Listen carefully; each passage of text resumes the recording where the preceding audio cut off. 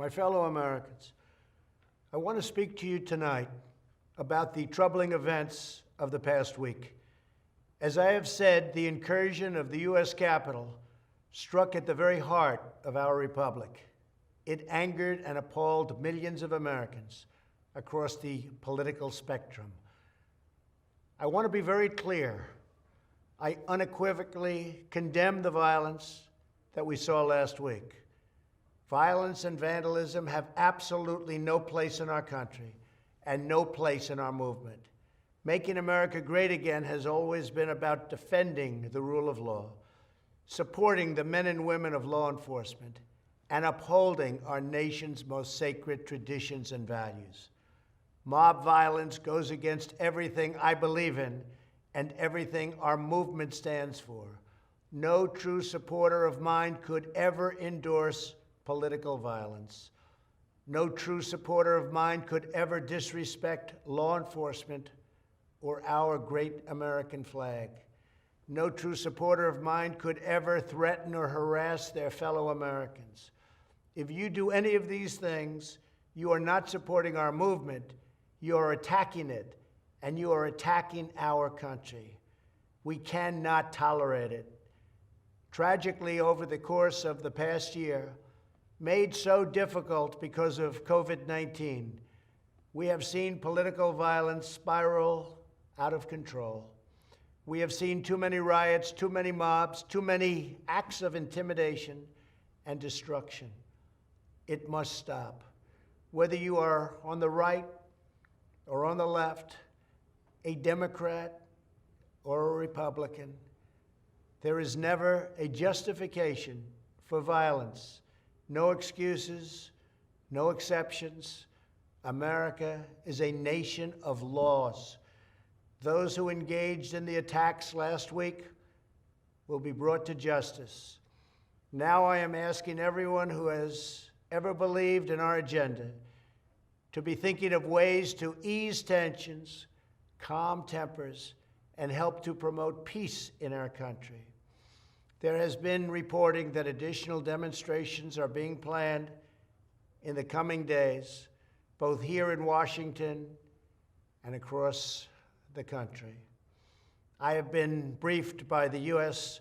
Secret Service on the potential threats. Every American deserves to have their voice heard in a respectful and peaceful way. That is your First Amendment right. But I cannot emphasize that there must be no violence, no law-breaking, and no vandalism of any kind. Everyone must follow our laws and obey the instructions of law enforcement. I have directed federal agencies to use all necessary resources to maintain order. In Washington, D.C., we are bringing in thousands of National Guard members to secure the city and ensure that a transition can occur safely and without incident. Like all of you, I was shocked and deeply saddened by the calamity at the Capitol last week.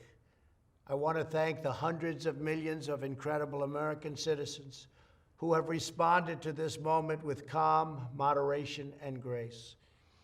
We will get through this challenge just like we always do. I also want to say a few words about the unprecedented assault on free speech we have seen in recent days. These are tense and difficult times. The efforts to censor, cancel, and blacklist our fellow citizens are wrong, and they are dangerous. What is needed now is for us to listen to one another, not to silence one another. All of us can choose by our actions to rise above the rancor and find common ground and shared purpose.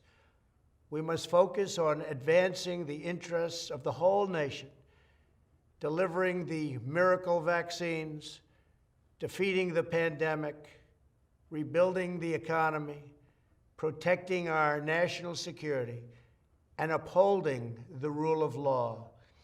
Today, I am calling on all Americans to overcome the passions of the moment and join together as one American people.